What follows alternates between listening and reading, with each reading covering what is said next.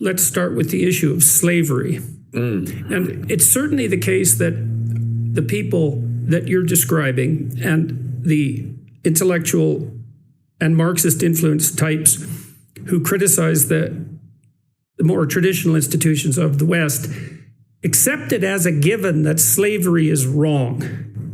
And so you could imagine there might be two reasons for that. One reason would be one group should not have the upper hand over another, or at least if you're the group that's in the oppressed class, you might not want that to be the case. And the other argument is there's something intrinsically wrong with slavery as such, but at the individual level. And so I guess one of the things that struck me is that unless you believe the second, you're just trying to swap one form of slavery for another, and it isn't also clear why it's wrong. And slavery is wrong if you believe that the individual should be sovereign, able to make choices, able to make free and unconstrained choices that aren't subject to the arbitrary will of another. But to believe that, you have to believe that there is such a thing as the individual. That's the right unit of analysis, and that the idea that that individual is valuable and sovereign in some fundamental sense is true. And then when I think that, I think there isn't anywhere in the world where that idea has been expressed more clearly than in the West. And so it's so interesting to see people object to slavery and object to the use of arbitrary power by one group over another, but also to reject wholesale the individualism, the notion of individual value that's at the heart of the Western enterprise that seems to be the basis for the rejection of slavery per se. You do point out, for example, that it wasn't obvious that Karl Marx objected to slavery on moral grounds. So it seems too obvious to even be asked, why is slavery wrong? But when everything obvious is up for grabs, then it's perfectly reasonable to ask that. And so part of the problem with setting the group against the individual is that you see that the people who do that seem to invalidate their own moral claim that what they're opposing is wrong. Like, on what basis is it wrong? And does that seem like a reasonable position to you? Yes. I mean, one of the most fascinating things about this, I go into in the section on slavery in the book, is that, of course, historically speaking, it would have been highly unusual to be opposed to slavery in almost any era. And there were lots of reasons for that. I mean, you first of all have one of the questions, as you know, that I delve into at one point in the book is, why are the Enlightenment philosophers under particular attack at the moment?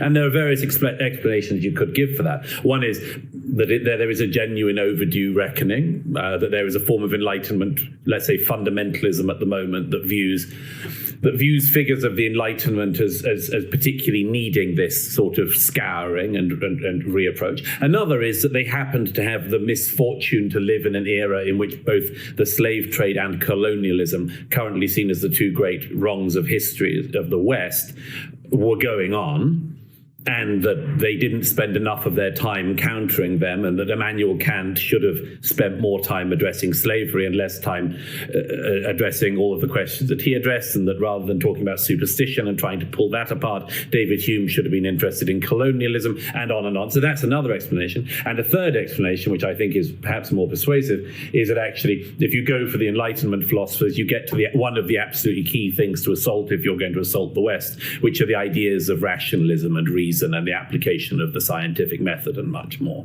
But the reason I mention this is because, of course, what's so fascinating is that there are two aspects of the slavery thing in particular that need to be delved into. One is that thing of, well, everybody did it throughout history.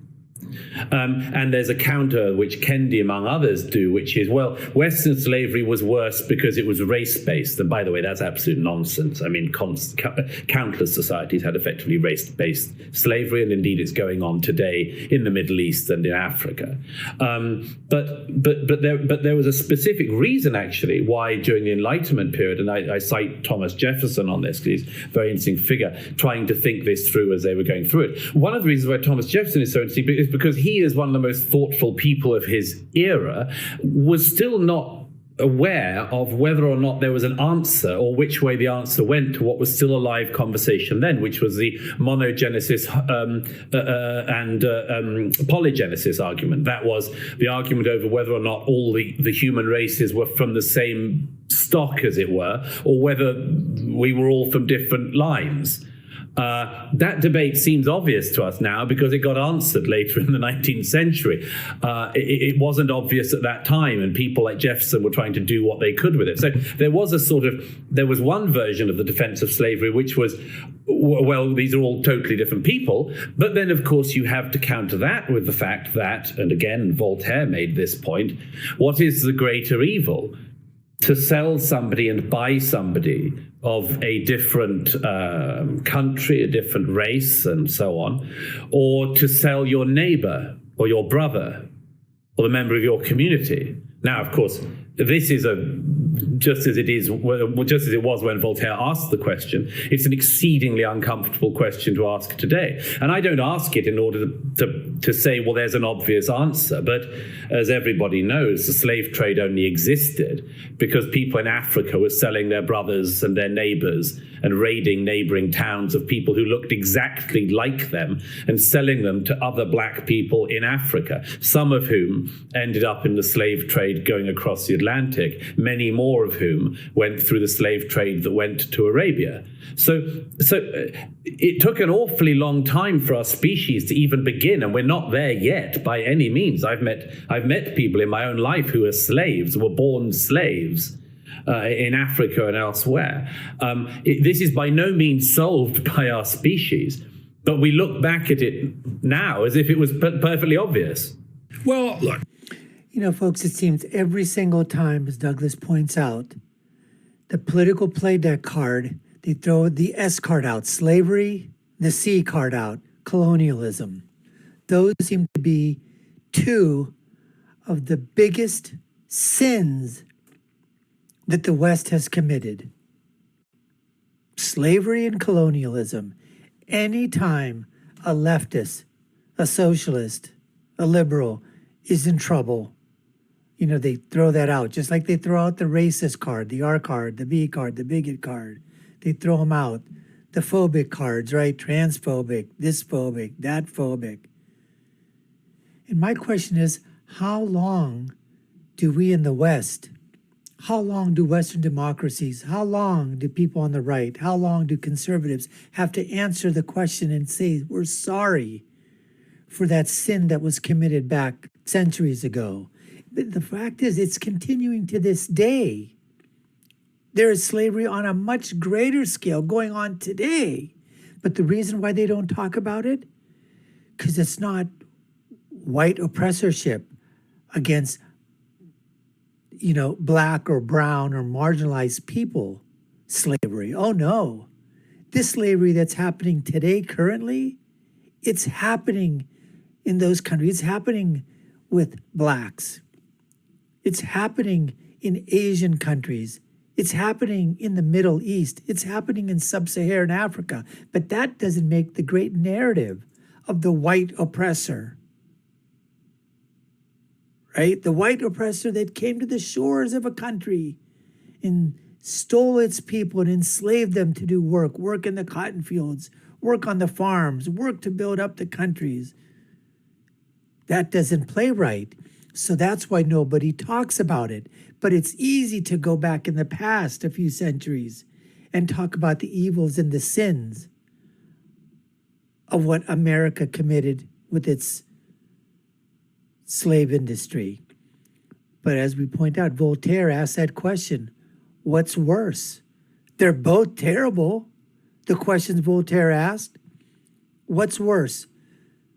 The person who comes and buys a slave from someone else and has no relationship to that slave other than he's purchasing and buying?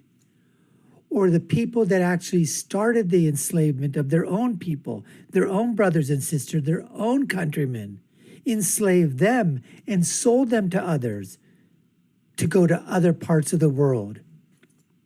I would say it's the latter. The people that started the slave trade, that enslaved their own people. That's I would say, is a greater sin, a greater assault on the sovereignty of a human being. Because without that, you don't have the ladder. There is nobody to sell into slavery if you don't start by gathering slaves from your own people, people that you've own conquered in your own country, your own lands, and then sell them to go abroad. But the left will continue to utilize this in arguments when they're losing a battle and will throw those political card decks on the floor because for most people, it stops them in their tracks. But we have to learn to fight back and to push back and to talk back against that kind of narrative and take the narrative back to the original thing to say that slavery was bad, but it is no longer in Western democracies. Anyways, we appreciate you taking the time to watch. You've been watching the Dr. Nasir Shaikh Show. I've been your host. My name is Dr. Nasir. If you haven't done so already, we'd love for you to subscribe to the channel, like, share, and follow. You all know what to do. Take a look at our video links above and below. Leave you with my final thought, which is, when you're right, you're right, and when you're left, you're wrong. Until next time, folks, take care and stay safe.